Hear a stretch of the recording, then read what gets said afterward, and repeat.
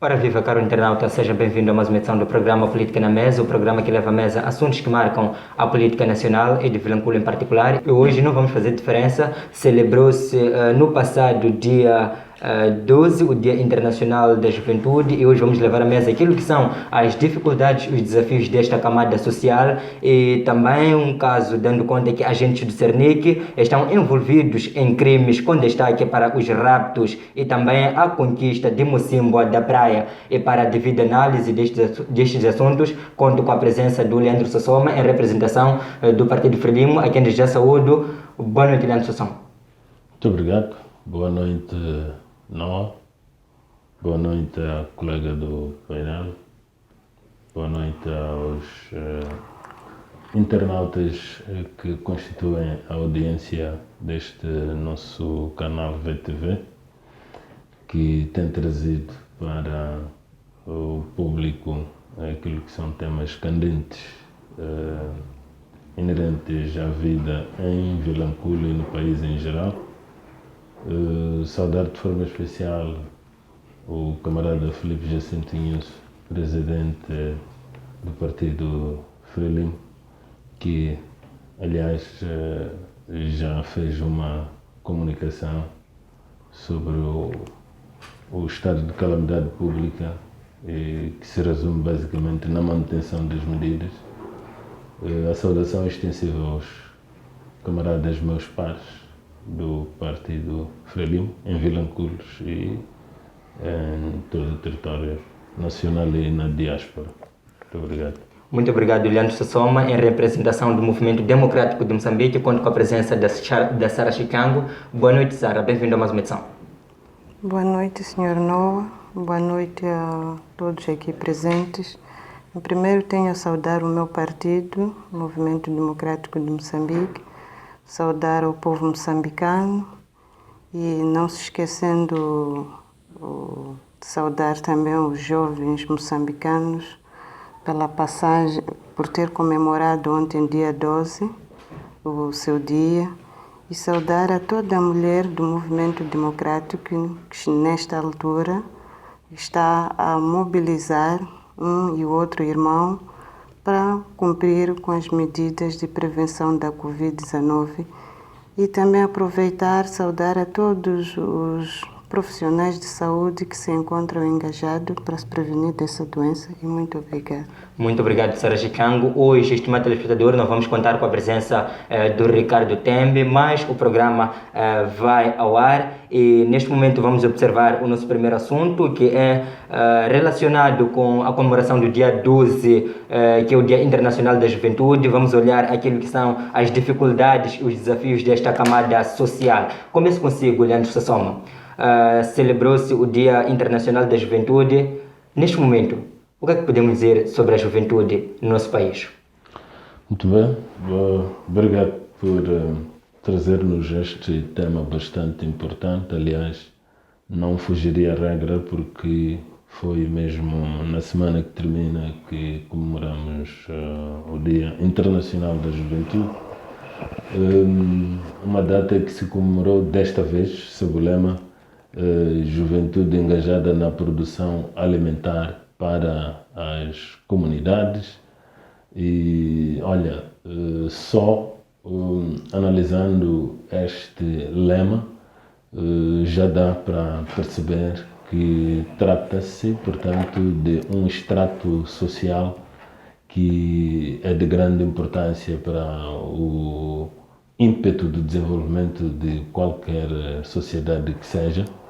Não há construção de uma nação, de uma sociedade, sem a juventude. É a força motriz, é esta camada social que garante a prossecução dos desígnios de uma nação. São os precursores de qualquer nação. Portanto, uma nação que se pretende desenvolvida, próspera, tem que apostar neste capital humano que é a juventude. Portanto, este tema vem fazer jus àquilo que é o papel da juventude para o desenvolvimento da sociedade. E, bom, falar dos desafios da juventude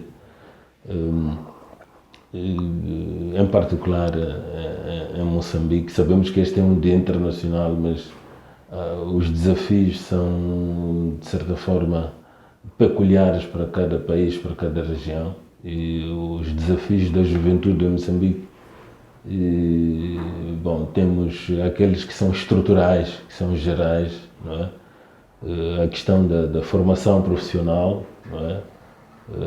A questão do emprego, a questão da habitação, e depois aparecem outros desafios, se formos mais a fundo, se quisermos destrinçar mais ainda, mas estes três eu considero que são desafios estruturais e comuns para a nossa juventude moçambicana. Penso que ao longo do tempo poderemos aprofundar cada um deles, mas estes são os estruturais e que, portanto, os jovens perseguem estes desafios com cabeça erguida, mas sabemos muito bem também que o governo, que é o suporte, não é, desta juventude e dos outros estratos sociais, tem vindo a trabalhar neste sentido. Aliás, se nós repararmos para o plano quinquenal do governo, este vigente,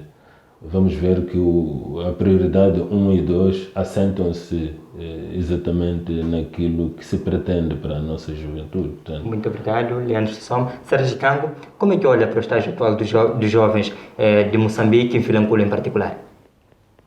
Bom, no meu ponto de vista, eu olho o jovem moçambicano, um jovem com uma visão clara para o futuro.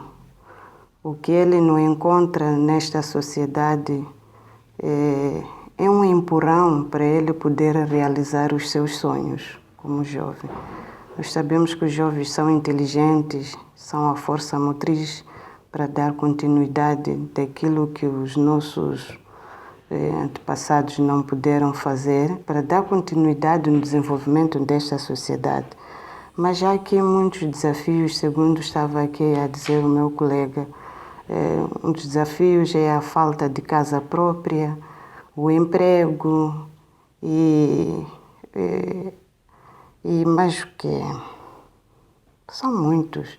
E se formos a ver, o jovem moçambicano é um jovem que anda frustrado por estes alicerces que eu acabei dizendo aqui, falta de habitação, falta de emprego. Então, aqui o governo tinha que se esforçar em haverem políticas claras para que esse jovem saia desse sofrimento e continue a desenvolver esse Moçambique que todos nós queremos. Agora, mais além, irei falar dos desafios não, irei falar das dificuldades que esses jovens enfrentam e também irei aqui tocar outro aspecto que irei tocar é a solução de como esse jovem deve encontrar no seio desta sociedade. Mas além, diante do programa, irei esclarecer ponto por ponto. Disse que o governo tinha que tomar ações claras. Quais deviam ser essas ações? É assim, quando eu digo governo, nós sabemos muito bem que o nosso governo anda envolvido em esquemas de corrupção e que nós temos países que queiram ajudar Moçambique a desenvolver, que querem vir empreender neste belo Moçambique, mas o que está a encontrar no terreno são as dificuldades de como instalar as suas empresas para que os jovens possam ter o seu emprego. E nós tivemos casos de algumas empresas que foram fechadas porque agora, neste momento, alegam pandemia, mas nós vimos que os empregadores, quando vêm para cá, eles têm dificuldade a partir do momento em que queiram instalar as suas bases. Isto, na parte da documentação, são exigidos valores altos para poderem tratar os documentos, para inserirem as empresas, e depois chega ao fim, aparece uma outra pessoa, um outro empresário, oferecendo uma margem acima daquilo que talvez ele conversou com o governo e acaba desistindo do negócio. Então, quando o empregador desiste do negócio, o jovem também fica desempregado. Dizer que o nosso país, segundo o lema do presidente da República, que diz assim, numa das suas intervenções, que Moçambique tem tudo para dar certo. É verdade que Moçambique tem tudo para dar certo, mas o que falta são políticas claras para esse jovem poder encontrar aqui a solução. Eu estava aqui a falar da questão dos empregadores. Temos a outra questão aqui que é de autoemprego. Agora, há políticas que estão sendo inseridas de que o jovem tem que criar o seu autoemprego. Ok, todos estão lá engajados nessa luta, mas aqui se houvesse um empurrão em termos do quê? Existir aqui um banco de financiamento para os jovens, em que o jovem possa pedir um crédito para poder desenvolver o seu negócio, aí ajudaria o jovem a sair desse sufoco. Muito obrigado, Juliano Sassoma. Sara Chicango levantava aqui um ponto que tem a ver com a corrupção. Será que efetivamente é a corrupção que está a retardar, ou melhor, que está a criar condições para que esse jovem de hoje tenha como grande dificuldade a habitação, o autoemprego, aliás, o emprego e não só? Bom, se entender bem a colocação da colega do painel, não sei se é exatamente corrupção ou o que estava a se referir é alguma burocracia e custos, não é, inerentes à criação de empresas, não é? Mas de uma ou de outra forma o que eu diria é que ao nível do governo existem leis que devem ser cumpridas quando se é para instalar algum empreendimento que se traduz em postos de emprego, e essas leis são igualitárias, não é? Todos concorrem em pé de igualdade. Entretanto, se há aqui alguma situação que tem a ver com corrupção, são casos que não devem acontecer e se configuram um crime, não é? Este é um outro debate, eu penso, mas o que se sabe é que o governo tem estado a fazer toda a diplomacia interna e externa para atrair investimento para o país, porque sabe-se muito bem que é com este investimento que se pode criar postos de emprego, e sabe-se muito bem que a maior força laboral deste país está na juventude, e é por aí que nós criamos postos de emprego para os jovens. Aliás, existem políticas internamente para facilitar, portanto, a criação de empresas. Não seria o governo a dissuadir que as empresas fossem criadas. Aliás, sabe-se muito bem que foram criados os balcões de atendimento único, que são mecanismos para a criação das empresas sem, portanto, o proponente fazer muita ginástica burocrática. Ele encontra tudo no mesmo local e cria a sua empresa. Agora, se há desafios nisso, há desafios, mas uma coisa é certa: se é questão de lei, é a lei moçambicana, não é? Ela deve ser cumprida. Aliás, aqui estamos a falar do desafio do emprego, e a colega do painel já dizia muito bem que esta questão do autoemprego é uma solução. Quando nós falamos do emprego, não devemos ver apenas aquele emprego formal, assalariado, mas se nós temos emprego assalariado é porque alguém criou aquele posto de emprego. Se não for o Estado, é um privado. Então, o posto de emprego tem que ser visto como aquela oportunidade para o indivíduo ingressar, produzir e ter algum rendimento ao fim de um período de trabalho. Então, esta questão do autoemprego para a solução do emprego, não é, tem que ser vista pelo jovem como uma oportunidade. E há várias oportunidades. Aliás, mesmo em tempos de pandemia, há jovens que já mostraram que, afinal, pode ser uma oportunidade para investir, por exemplo, na questão das plataformas virtuais de comunicação, não é? Na questão da prevenção, métodos, metodologias, meios e materiais de prevenção. Portanto, a criação dos postos de emprego é uma questão que o Estado incentiva. Entretanto, no meio deste incentivo à criação de postos de emprego, há desafios, isto é claro, em todos os processos há prós e contras. Muito obrigado. Sérgio Chicango, falando claramente daquilo que são as dificuldades. As dificuldades o jovem sempre encontrou, mas nunca ficou de braços atados, sempre procura uma solução. Eu estava aqui a dizer a questão do autoemprego. Uma das dificuldades que o jovem encontra é o financiamento, porque, segundo eu estava a dizer no princípio, que o jovem moçambicano é inteligente. Sendo inteligente, ele precisa do empurrão. Então, quando não encontra um financiamento para ele desenvolver aquilo que ele pensou em fazer como um autonegócio, então ele fica de mãos cruzadas. Então, é aí onde eu dizia que o governo tem que criar aqui políticas claras para alavancar os jovens. Nós vemos os centros de formação profissional. Estamos a falar, por exemplo, o caso da FDC, em que há dias atrás formou jovens, até porque dá kits de ferramentas para esse jovem poder se inserir no mercado de trabalho.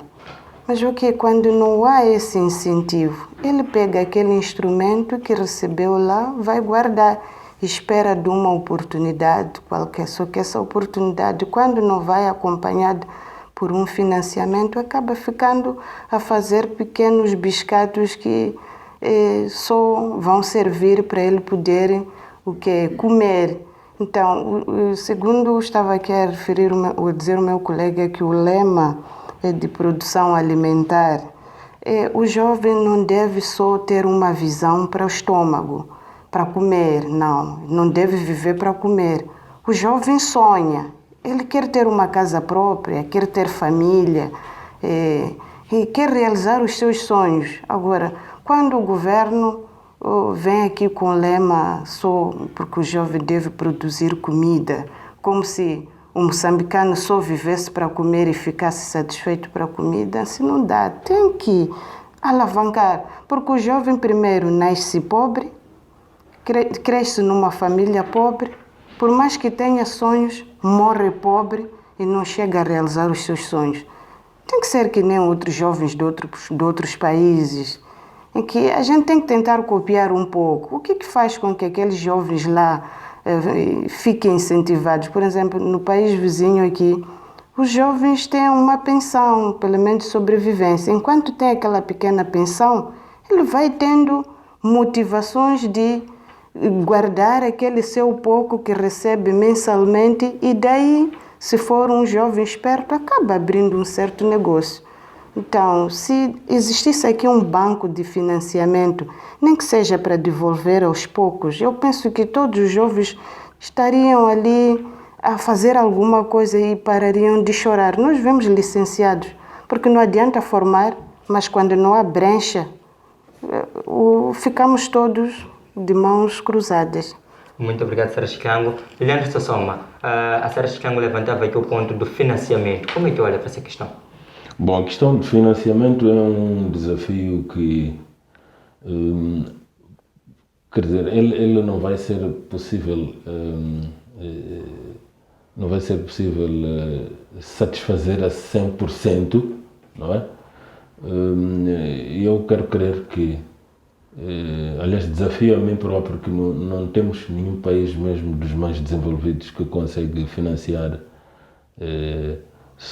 todos os seus jovens para que tenham o autoemprego, não é? Ou que desenvolvam alguma iniciativa para a criação de postos de emprego. Este vai ser sempre um desafio de todas as nações e, em particular, para Moçambique, é cada vez mais um desafio, como tantos outros, e pela natureza das dificuldades por que o nosso país passa. Mas nós temos exemplos em Moçambique, vários. Se quiséssemos apontar, é uma lista que não podemos terminar, de jovens que estão a trabalhar, criaram suas empresas, criaram postos de emprego através do financiamento, não é?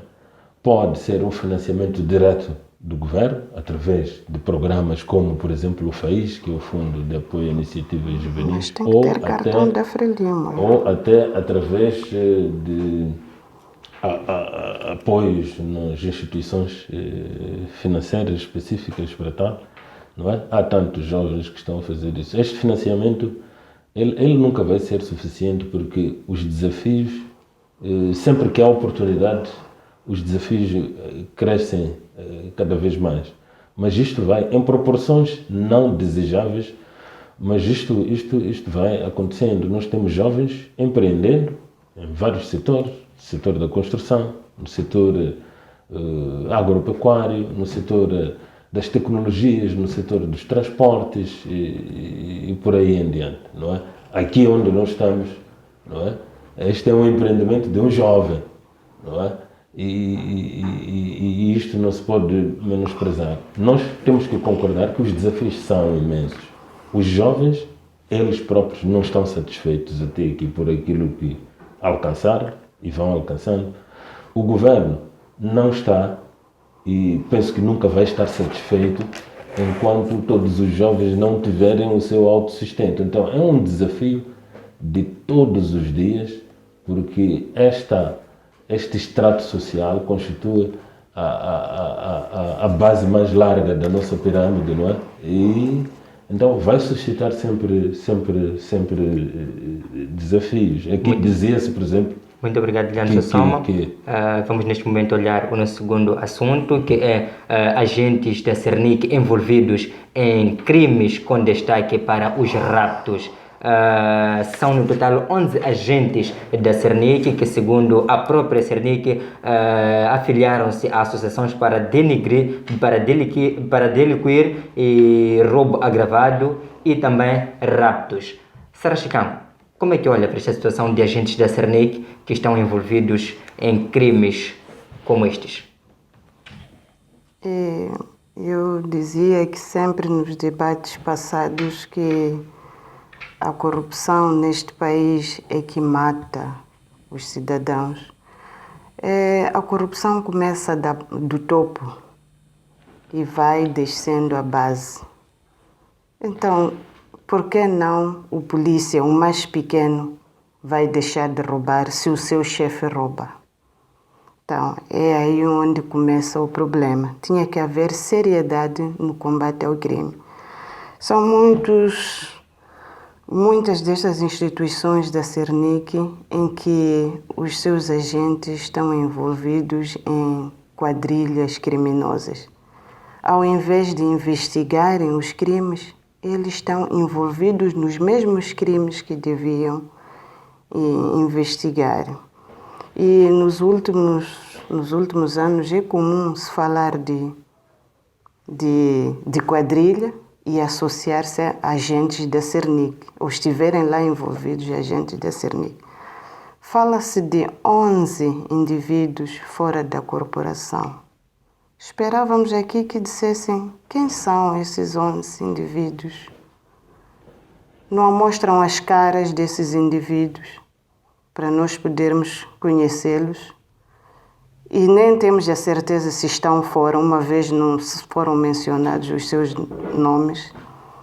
E, para além disso, eu penso que neste momento o governo devia começar a melhorar na contratação dos mesmos, a partir da formação e a sua capacitação, porque o que nós vemos, as pessoas vão lá concorrer, para se integrar nas fileiras da polícia e não saem dos bairros ou não vão lá os secretários do bairro disserem que fulano, João, Paulo, que está a concorrer a essa vaga lá no bairro é um criminoso. Então, devia-se começar a pensar em como inserir essas pessoas, porque vão para lá, mas têm os seus vícios aqui e quando chegam na corporação continuam a fazer desmandos. Então, tudo isto está ligado à corrupção.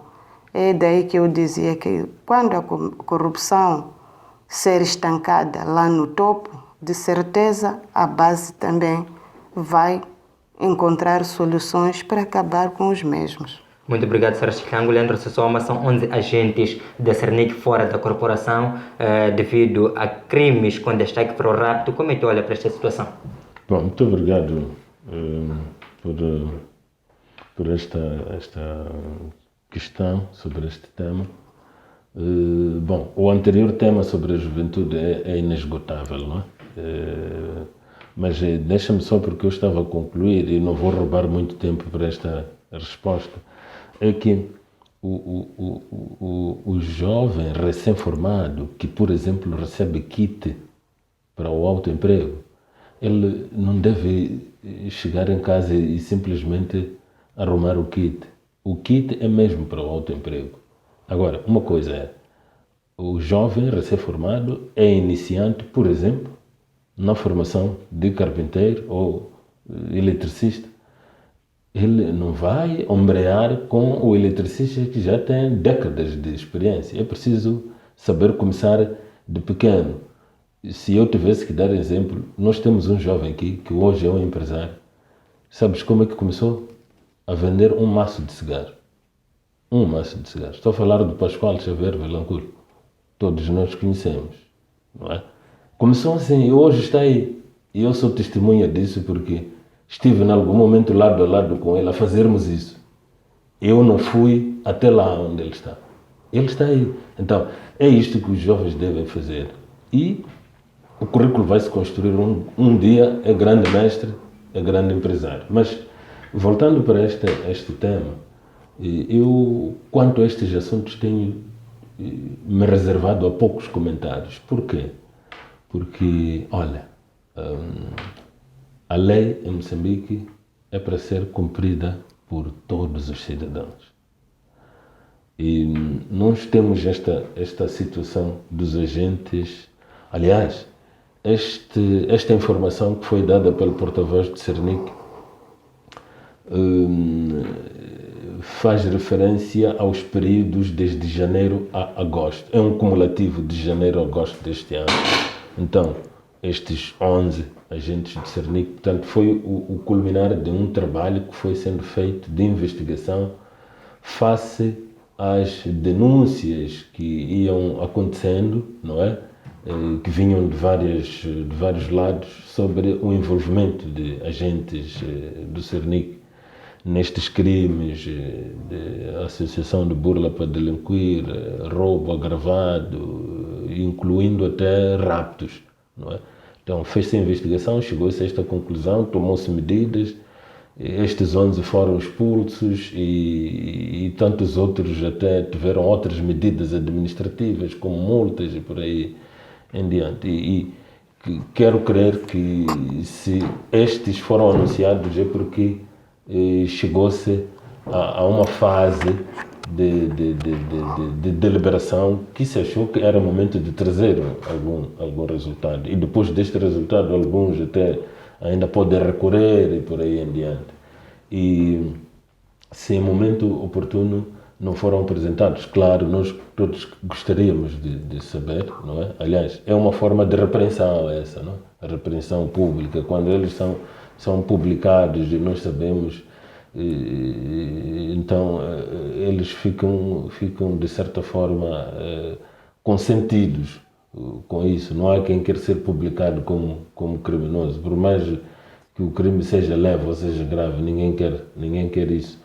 Entretanto, eu penso que esta é uma posição que constitui um dos grandes desafios das nossas instituições, todas elas, a purificação das fileiras, no caso concreto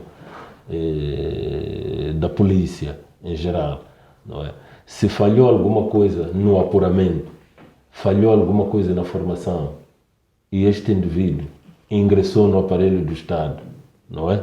Neste ramo específico, o Cernic, e ele denota que tem estes gaps, esta crise de valores morais e sociais, então este não serve.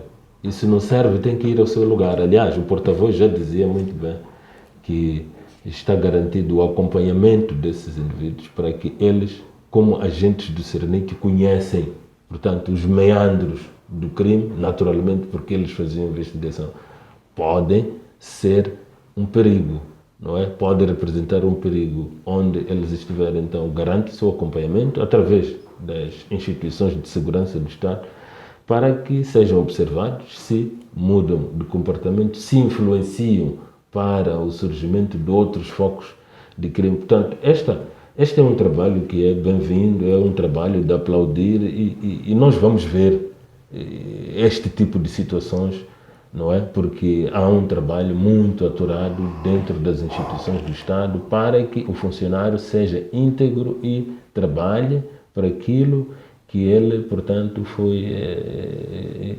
incumbido nas suas tarefas. Muito obrigado, Leandro Sassoma. Estimado telespectador, vamos neste momento observar uma curta pausa e voltamos dentro de instantes para continuar com este assunto e observar o nosso terceiro e último tema para esta noite. Até já. Bem-vindo ao canal Vilanculo TV. Acompanhe notícias, entretenimento e desporto.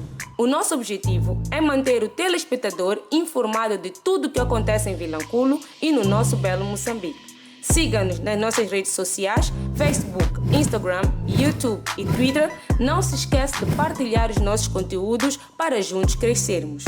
Liga-te à sua TV online. Tens uma marca, uma empresa ou um negócio e pretende vender com facilidade e maior abrangência? A Vilanculo TV tem a solução para si. Venha correndo às nossas instalações e aproveite o nosso espaço para publicidade, anúncios de interesse público, venda de serviços e programas independentes em espaço de antena, cobertura de eventos particulares e empresariais, tudo isso e muito mais ao preço que cabe ao seu bolso. E lembrar que os primeiros 5 ganham um desconto. Venha ter conosco.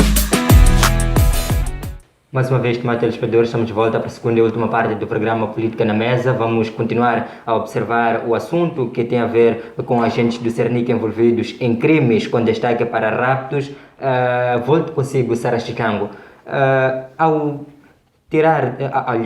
Ao remover estes agentes da corporação, o que é que o Cernic quer efetivamente transmitir como mensagem? É aquilo que eu dizia. Mas antes eu vou corrigir aquilo que dizia aqui o colega do painel, quando ele dizia que ninguém quer estar exposto assim publicamente, quando eu questionava o porquê não aparecem os nomes, nem os rostos das pessoas, para nós poder conhecermos, porque mesmo aqueles que estiveram ou estão envolvidos na questão de dívidas ocultas que afundaram esse país foram publicados. Agora, quem são eles para ficarem no anonimato, uma vez praticavam crimes que lesavam a sociedade?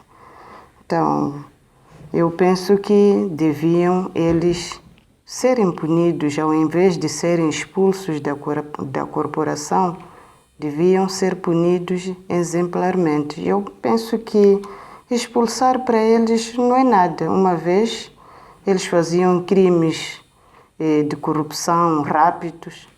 Com o dinheiro do rapto, eles vão continuar a fazer a sua vida negra. E eu penso que deviam encontrar aqui, antes de expulsar, tinham que punir exemplarmente essas pessoas ou cumprirem penas. Porque não basta só expulsar e ficar em casa, mas tinham que cumprir penas, porque praticaram crimes. Certo, muito obrigado, Sara Chilango. Leandro Sassoma, o que é que efetivamente o Cernic quer transmitir como mensagem aos demais agentes da corporação? Bom, muito obrigado. Primeiro dizer que, bom, o que foi dito pelo porta-voz, pelo menos o jornal que vinculou em grande medida esta informação, não é? É que esta é uma medida administrativa que foi tomada, da demissão, não é? Quando se instaura um processo disciplinar e se opta pela medida de demissão, a medida é única, que é demissão, e não duas, que é demissão e repreensão pública. Por isso que eu dizia aqui esta questão de aparecerem e serem expostos em público. Esta é uma medida administrativa que foi tomada ao nível da instituição. Mas existem medidas criminais. Portanto, normalmente, quando acontecem situações destas em que o funcionário é envolvido em crime, seja, neste caso, de roubo, incorre um processo disciplinar para uma medida administrativa. Esta culminou com a demissão destes, não expulsão, demissão. E há, paralelamente, um processo crime. Então, não tenho dúvidas eu que este processo crime esteja a decorrer, porque naturalmente quem é acusado de crime de rapto, queria dizer, ele vai ser julgado e, se for, portanto, provado que é cúmplice, vai cumprir uma pena. Aí é réu. Então, não é o que está a acontecer aqui. Aqui falou-se da medida administrativa apenas, não da outra medida criminal. Então, de uma ou de outra forma, este é um sinal de alerta para os outros da corporação e do aparelho do Estado em geral. É um sinal de que não há quem está à margem da lei. É um sinal de que o funcionário tem que ser íntegro, tem que ser responsável. Ele é regido pela Constituição da República, sim, mas é regido pelo Estatuto Geral dos Funcionários e Agentes do Estado e respectivo regulamento e demais leis específicas, no caso concreto da Cernic. Portanto, aqui fica claro que é um combate cerrado, não é, contra estes males, porque na verdade o agente da polícia, neste caso da Cernic, é o espelho da legalidade, não é? É o espelho da legalidade. Estes são o garante da lei e ordem, garante da tranquilidade e segurança pública.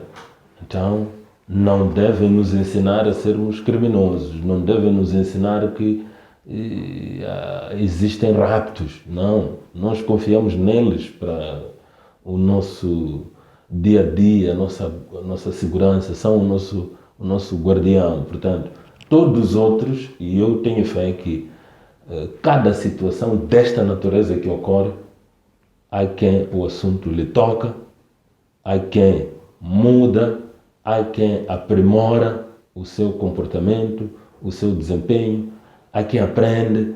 Portanto, aqui está um sinal sim das autoridades, que olha, nós combatemos o crime, então se há criminosos no meio da corporação, vamos combatê-los também. Muito obrigado. Sara Chicango, com agentes da Cernic envolvidos em crimes de rapto em particular, será que será possível combater este tipo de crime no país? Não sei. O crime neste país vem há décadas. Eu, segundo aqui, dizia que se o crime começa lá no topo, então, e a base, o que vai fazer? Vai fazer o mesmo. Se os nossos governantes também estão envolvidos em crimes dessa natureza, desvios de dinheiro, porque essas pessoas hoje estão a ser afastadas porque desviaram, estavam envolvidos em raptos e roubo. E temos governantes também que estão envolvidos nessa situação. Então, dificilmente aqui havemos de cantar vitória, enquanto os que estão no topo também se engajam no mesmo caminho. Então, não vejo Moçambique tão livre da corrupção. Então, já por mais que tomem essas medidas são para peixe pequeno. E o tubarão lá, que está no escritório e continua a fazer desmandos. Então, vamos esperar. Esperamos principalmente o julgamento que vai ocorrer aqui no dia 23 deste mês, para ver se haverá seriedade nas coisas, porque ultimamente só assistimos, as pessoas são apreendidas, depois vão pagar a multa e saem, não cumprem. Multa dos valores que roubam. Se roubou 10 mil, a multa são 8 mil. Então, o que resta ali vai aguentando em casa, vai sobrevivendo. Então, duvido que haverá uma justiça séria neste país enquanto as coisas estiverem a andar dessa maneira. Primeiro tem que se estancar lá no topo. Os grandes ladrões têm que serem responsabilizados. Agora, se vão prender o pequeno e o grande continua a roubar, vai continuar a corrupção nesse país. Muito obrigado, Sr. Chicango. Leandro Sassoma, será que com agentes da Cernic envolvidos assim que é em crimes, será possível combater no país? Bom, o combate a qualquer mal é alguma coisa que tem que começar, e o combate aos crimes de rapto começou, mas é uma questão que é a prevenção, não é? Portanto, existe a componente de prevenção, mas quando o ato é consumado aí acontece isto, por exemplo, que estamos a ver. Então, existe esta componente de prevenção que nós, como Partido Frelimo, encorajamos que as entidades de tutela da justiça continuem a trabalhar nesta questão da prevenção. E há várias ações para a prevenção. E o crime como o rapto, por exemplo, que é o que está mais em voga aqui, o crime como rapto faz parte daqueles crimes organizados. O crime organizado, ele procura desafiar todos os sistemas e ele infiltra-se. Portanto, não podemos não prestar atenção a esta questão de que pode haver infiltrados na corporação, não é? Que conseguem passar todo o esquema de controle, porque o crime organizado instalam-se para fazer isto, mas naturalmente que por causa de mudanças de comportamentos e influências podem existir aqueles que mesmo não sendo infiltrados estão lá e desviam-se, não é? Mas este tem que ser, o Estado não pode ser vencido pelas unidades criminais, não é? É verdade que as unidades criminais, este crime organizado sempre procura transcender aquilo que é a capacidade das forças do Estado, das instituições do Estado, mas o Estado tem que sempre estar em frente e reinventar-se em função daquilo que é a sofisticação também das unidades de crime. Portanto, dizer que é um combate possível, é sim um combate possível, e se nós não estamos numa situação pior do que esta, é porque está-se a trabalhar. Se não se estivesse a trabalhar, se não tivéssemos balizas com guardiões, então nós estaríamos numa anarquia total, não é? Mas nós não estamos a assistir a isto. Aliás, estes crimes de rapto, nós temos visto alguns casos de esclarecimento que culminam até com o resgate das vítimas. Muito obrigado, Leandro Sassoma. Sara Chicango, vamos olhar para aquilo que é o nosso terceiro e último assunto, que é a conquista de Mocimboa da Praia por parte das tropas militares conjuntas entre as forças de defesa e segurança e as tropas ruandesas. Como é que olha para esta conquista? Eu olho para essa conquista de uma forma positiva, mas há aqui realçar um assunto. Isso veio demonstrar mais uma vez que as nossas forças de defesa e segurança precisam de um incentivo, porque há 2 anos 2 anos ficaram para recuperar uma aldeia que foi em 30 dias conseguida pelos ruandeses. Então, eu penso que chegou aqui um momento de as forças de defesa e segurança copiarem as táticas dos ruandeses ou dessa força que veio apoiar, porque é caricato se não conseguimos controlar uma província e se um dia os terroristas resolvam atacar todo o país, como é que isso fica? Nós não podemos só ser dependentes das forças estrangeiras.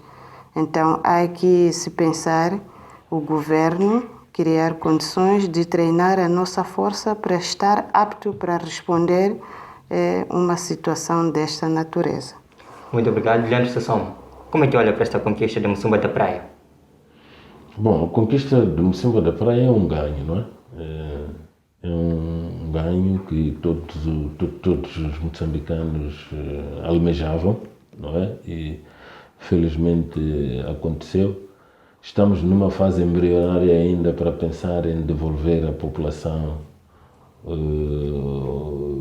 para Mussumba da Praia, mas pelo menos já se reocupou Mussumba da Praia. Neste momento, os pontos estratégicos como o pequeno porto de Mussumba, o aeroporto e alguma zona interior, e neste momento vai-se fazendo uma limpeza para se aferir se, na verdade, os terroristas retiraram-se, fugiram, estão a tomar novas posições, porque pode também ser uma estratégia, mas é um ganho que vem aliviar o povo moçambicano, e este ganho é uma conquista daquilo que são as boas relações que Moçambique tem com a região, e tem com o continente e tem com o mundo. Como se pode ver, com a chegada da força ruandesa, e que depois houve mais um reforço com o lançamento pelo chefe de Estado das forças em estado de alerta da SADC, aquilo que também muitos diziam que não havia de acontecer, porque haviam clivagens, haviam procedimentos que foram atropelados. As forças estão lá e está-se a trabalhar. Portanto, este é o resultado da união da região. E, bom, não se deve negar que as forças de defesa e segurança, como outras forças de outros países com características como Moçambique, têm desafios nos aspectos táticos, mas também desafios nos aspectos de logística. Aliás, nós vimos nas reportagens que vêm acontecendo, não é, sobre o último desenvolvimento, a reocupação, nós vimos claramente os militares a dizerem que não faltou valentia para as forças de defesa e segurança rechaçarem o inimigo quando tentou invadir Mussumba da Praia. Mas houve estes desafios, estas dificuldades ligadas até a aspectos de logística. E, entretanto, este apoio todo é isto que Moçambique vai buscando. Como se sabe, a guerra, o combate contra os terroristas em Cabo Delgado incorpora a componente tática. Portanto, nós temos apoio na componente tática, que é a formação das nossas forças para o combate a este tipo de situações, mas temos também outro tipo de apoio, que até é logístico, não é? Estas forças que vão chegando com o apoio logístico para o combate em terra, em mar e no ar, como sabemos pelas características da localização geográfica de Mussumba da Praia. Há que se combater por mar, terra e ar.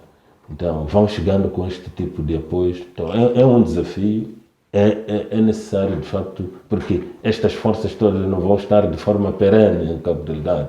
De certa forma, elas vão deixar um legado, e este legado tem que ser usado pelas forças de defesa e segurança para o combate ao terrorismo em Cabo Delgado e a prevenção do terrorismo noutras partes do país, porque pode isto criar um alastramento para outras regiões do país. Muito obrigado. Sara Chicango, nas edições anteriores, assim que eu levantava um ponto que eu questionava, aliás, que ao aceitar este apoio militar estaríamos a admitir incapacidade por parte das nossas forças de defesa e segurança, e neste momento chega o apoio de Ruanda e consegue conquistar Mocímboa da Praia em menos de 30 dias. Podemos neste momento admitir incapacidade por parte das nossas forças de defesa e segurança?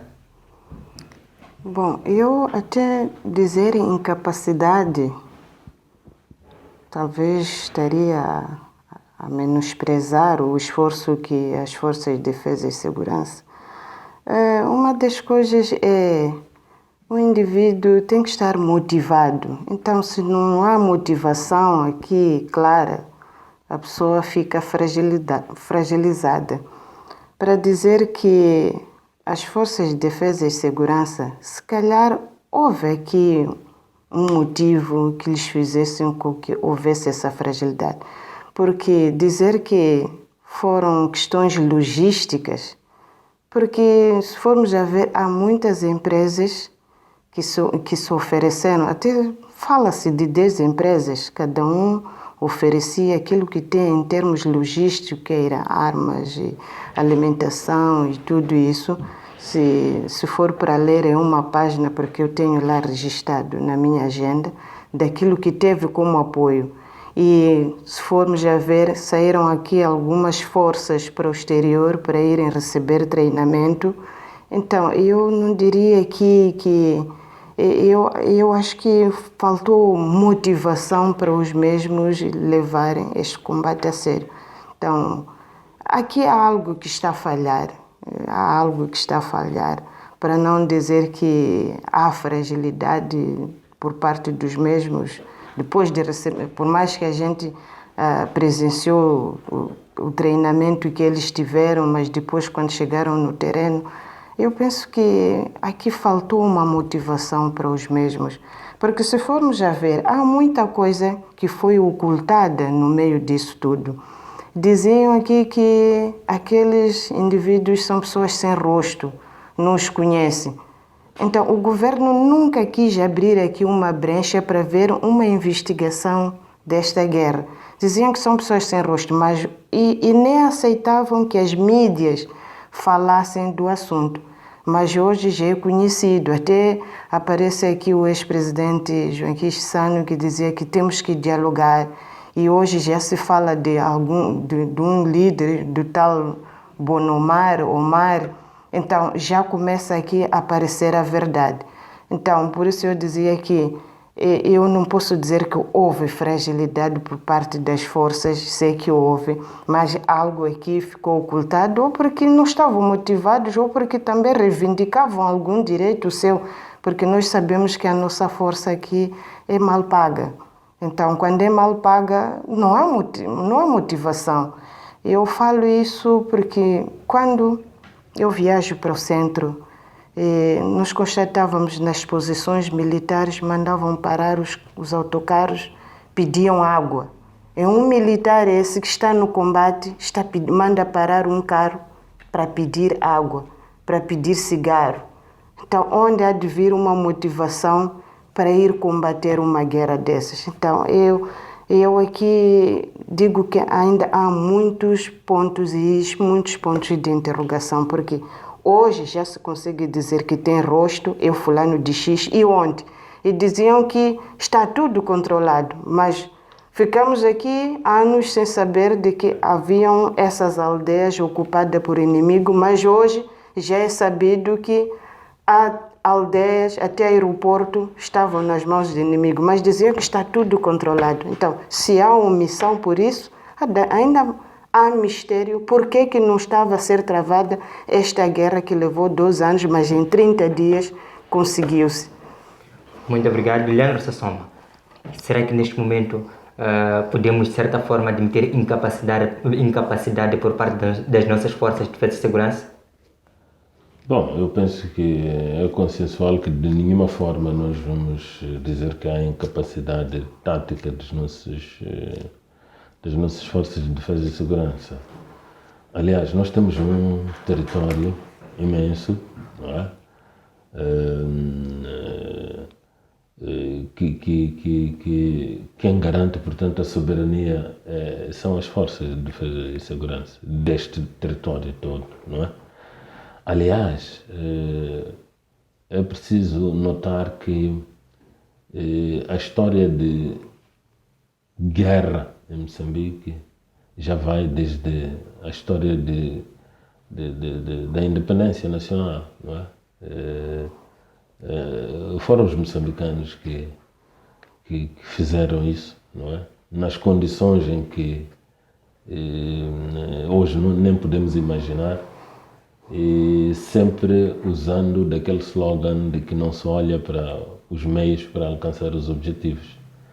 Portanto, havendo sim desafios, isto é senso comum que há vários desafios, mas em nenhum momento as forças vão vergar porque têm dificuldades de ordem financeira para os seus incentivos.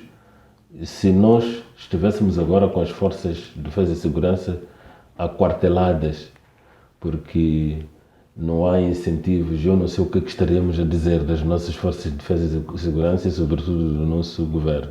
Portanto, os desafios aceitam-se, estão lá assentes e são visíveis, mas o país está aqui.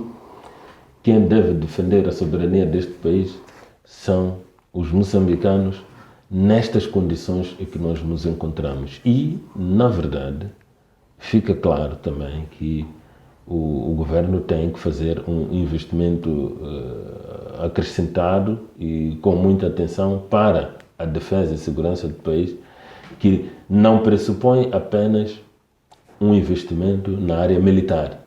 Há vários outros aspectos, há várias outras componentes. A segurança não é só arma e soldado. A segurança são várias outras componentes invisíveis até que garantem-nos a segurança. Portanto, incapacidade, esta hipótese é descartada, mas que há desafios, há dificuldades de outra ordem, que é, por exemplo, ordem logística, ordem tática, isto sim, e nestas situações de crises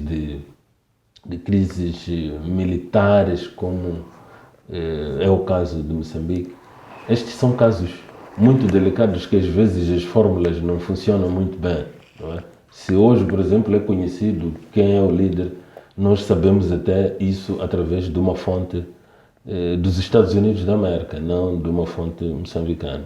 E em vários outros países, até super desenvolvidos como Moçambique, há terrorismo há décadas, não é? E o terrorismo ainda está lá, ainda não se conseguiu estancar o terrorismo e os indivíduos líderes destas quadrilhas de terrorismo, não é? Destas unidades de terrorismo, até são conhecidos, não é? Mas não é automático assim perceber quem é, não é automático assim encontrar este indivíduo e tomar-se as devidas medidas, porque é crime super organizado, um crime transnacional.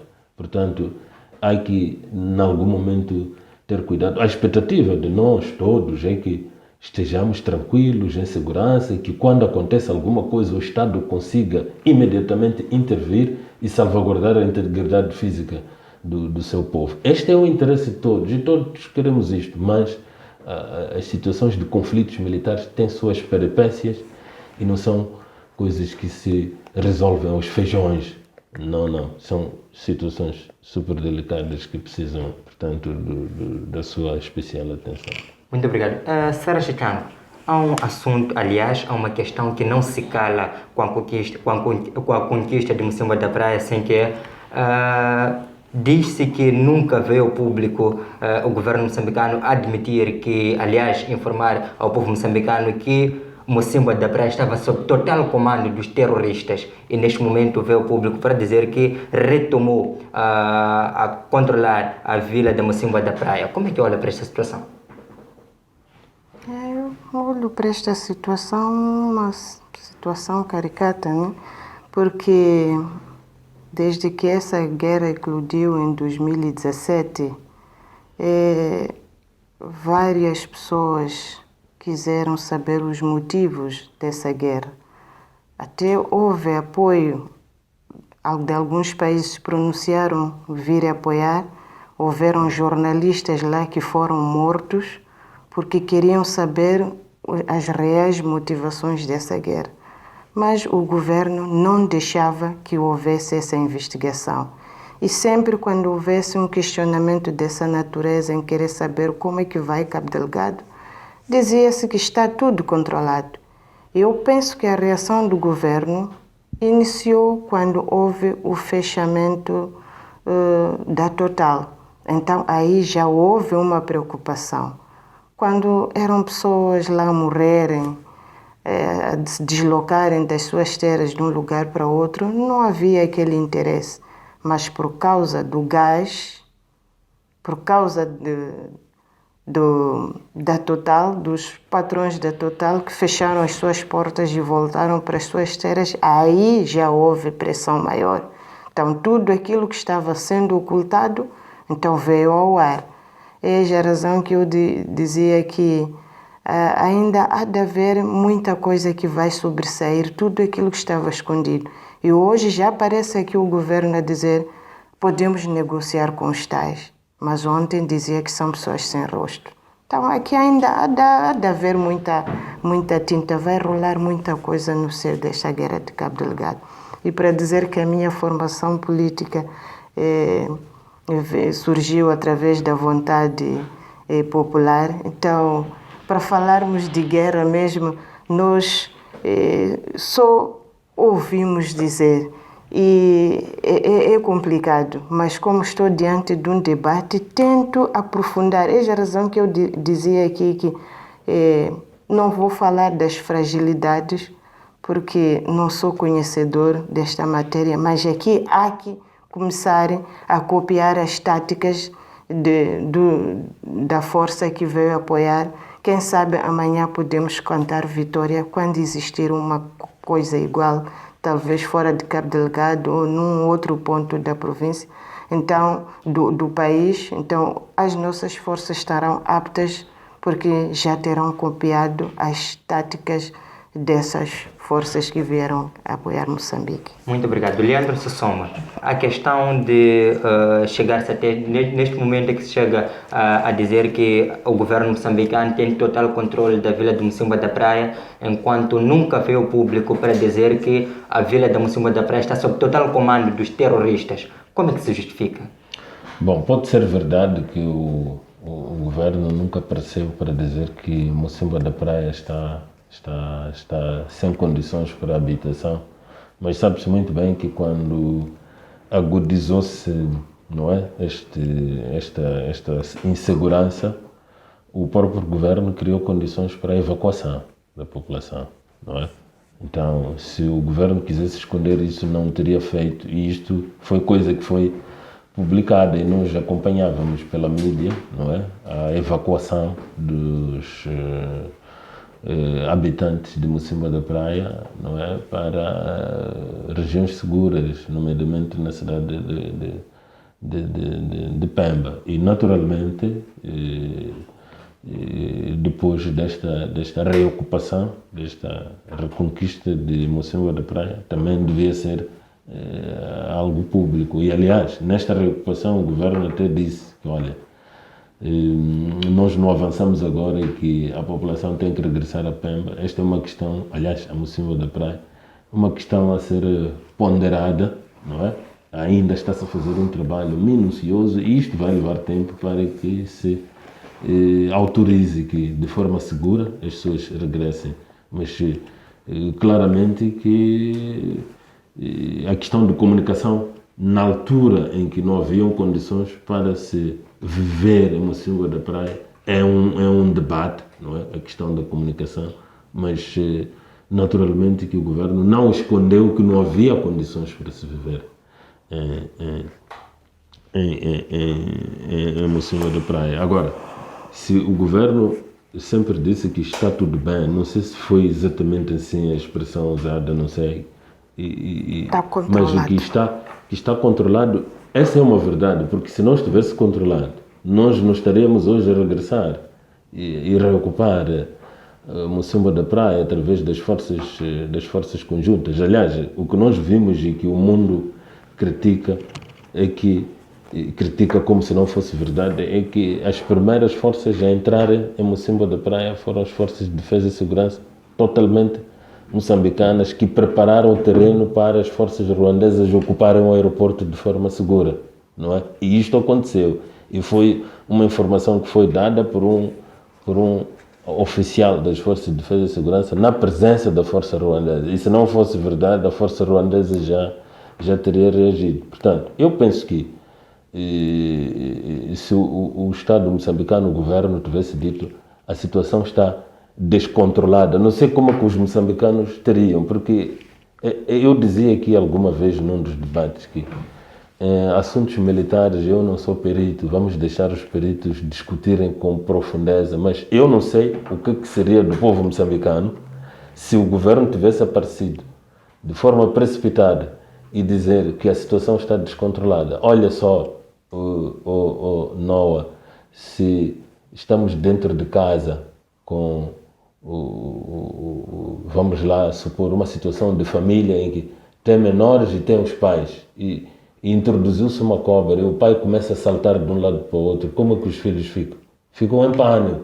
Então o pai tem que ganhar coragem e até dizer que não, esta é simplesmente uma lagartixa. Quer dizer, só estou a trazer aqui há pessoas que tinham interesse em investigar isso, mas não eram deixadas entrar. Eu estou a dar estes exemplos, parecem exemplos de brincadeira, mas é exatamente isto. E veja, Mocimboa da Praia está sendo... E aliás, nós não devemos ficar tão felizes e tão à vontade. E o governo, as forças de defesa e segurança, queremos acreditar que ainda não estão tão felizes, não estão tão à vontade, porque ainda precisam, de facto, aferir se estamos em controle da situação ou não, porque aquilo é um conflito militar e o inimigo é imprevisível. Nós vimos as reportagens que foram acontecendo nestes últimos dias, não é? O material que foi encontrado, que os terroristas abandonaram quando saíram a debandar, não é? Tem mapas que eles faziam, esquemas de ataque e tudo isto. Então, o inimigo também não é fraco, não é? Mas, naturalmente, que o Estado, que deve se impor, deve ser mais forte, está ali a fazer o seu trabalho e estão sendo alcançados estes resultados que, como é de senso comum, são resultados de aplaudir. Muito obrigado. Sara Chicango, a sua reação e as suas considerações finais mesmo para terminar. As minhas considerações finais vai para todo o povo de Cabo Delgado, encorajar a eles que um dia a situação estará controlada, voltarão à normalidade. Eles têm que ter fé que terão dias melhores. Então, quanto nós ao resto em geral, vamos continuar a cumprir com as medidas de prevenção da Covid-19, cumprirmos com o decreto e cumprirmos com a higienização e também incentivar as pessoas que vão aos postos de vacinação para se prevenir da Covid-19. E obrigado. Muito obrigado, Sara Chicango. Leandro Sassoma, mesmo para terminar, suas considerações finais. Muito obrigado. Minhas considerações finais, eu havia de me dirigir aos jovens que recentemente comemoram o seu Dia Internacional, jovens sem distinção de cor, religião, filiação partidária, juntos no desenvolvimento do nosso país, em particular Moçambique. Vamos, portanto, continuar engajados nesta luta titânica contra a pandemia da Covid-19 e que neste momento há que sensibilizar os grupos-alvos para a vacinação, que são todos aqueles que foram indicados, e depois da vacinação, sim, prevenção, sempre, porque está claro que a vacinação não é o remédio. Vamos continuar a lutar contra os desafios que se impõem para o nosso crescimento e desenvolvimento, consequentemente, do nosso país. Vamos continuar vigilantes face à situação de crises militares que o nosso país vive, em particular o terrorismo que hoje em dia já começamos a ter resultados, mas que estes resultados devem ser, portanto, capitalizados através desta vigilância para que isto não se alastre por todo o país. Muito obrigado, estimado telespectador. É desta forma que chegamos ao ponto final de mais uma presente edição, assim que é do programa Política na Mesa. Quero convidar a subscrever-se no nosso canal, deixar ficar seu like e comentário. Voltamos para a próxima edição, no próximo domingo. Até lá, fique bem.